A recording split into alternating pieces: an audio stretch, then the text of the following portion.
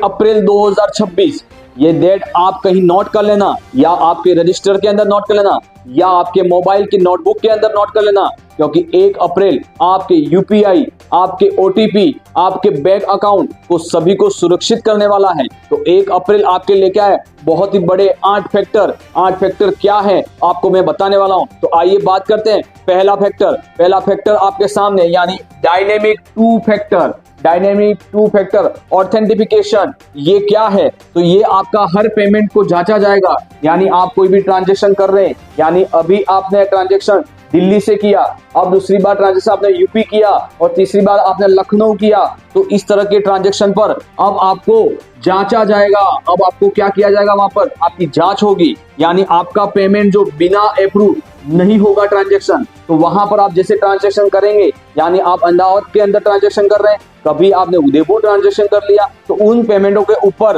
अब आपको अप्रूव नहीं होगा। उसका कारण क्या है, तो आपको मैसेज से एक बैंक आएगा, उसके बाद आपको अप्रूव मिलेगा। तो दूसरा फैक्टर की बात करते हैं। दूसरा फैक्टर क्या है, अब स्क्रीन रिकॉर्ड बंद होगा, यानी अब मोबाइल के अंदर एनीडेस्क होता है, लैपटॉप के अंदर एनीडेस्क होता है, यानी जो भी रिकॉर्ड कर रहे थे वो सभी चीजें 1 अप्रैल 2026 से बंद होने वाली है। एनीडेस्क के कारण आपका जो स्कैम होता है वो सभी अब बंद होने वाला है। तीसरी बात आपके सामने करने वाला हूं मैं, night time transaction lock system, यानी अब रात को आपका ट्रांजेक्शन, जो भी आपने दिन में ट्रांजेक्शन किए हैं और रात के समय में, यानी 11 PM से लगाकर सुबह के 6 AM तक आपका ट्रांजेक्शन आप लॉक कर सकते हैं, यानी सुरक्षित कर सकते हैं। तो आपका कोई भी स्कैम नहीं होगा। 11 से 6 बजे के सुबह आप रात को सो गए तो आपका स्कैम नहीं होगा।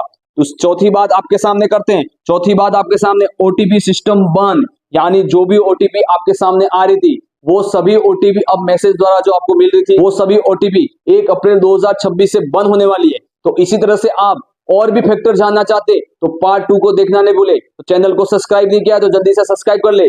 जय हिंद, जय भारत।